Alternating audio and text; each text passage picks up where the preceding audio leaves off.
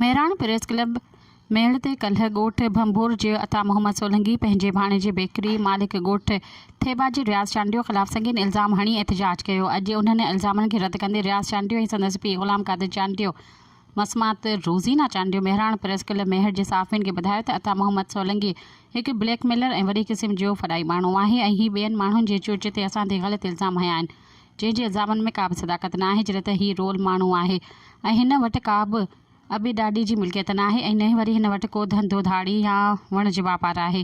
हीउ पाण चोर पाले तर में चोरियूं ऐं ॾोह कराए थो। हिन वटि कहिड़ी प्रॉपर्टी हुई जो हीउ असांखे प्रॉपर्टियूं ॾींदो। हिन पंहिंजी ज़ाल ते बि ग़लति इल्ज़ाम हया आहिनि ऐं हीअ पंहिंजी भेण खे रोज़ीना खे बि तशदुद करे उनखे पंहिंजे घरां कढण जी कोशिशि कई ऐं हाणे उन्हनि सभिनी केसनि खां बचण लाइ असां ते कूड़ा ऐं मन घड़त इल्ज़ाम हणी रहियो आहे। हुनखे कूड़ो करार ॾिनो आहे, जंहिं ऑर्डर में बि दस्तावेज़ असां वटि मौजूदु आहिनि ऐं जंहिंमें आर्डर बि असां वटि पियल आहिनि। असां SSP दादू ऐं ॿियनि आला अख़्तियारनि खां मुतालबो कयूं था त हिन जे इल्ज़ामनि जी जांच करे हिन ख़िलाफ़ कार्रवाई कई वञे। सब्सक्राइब कयो अवामी न्यूज़ HD खे ऐं ताज़ा तरीन ख़बरुनि लाइ ॾिसंदा रहो अवामी न्यूज़ HD।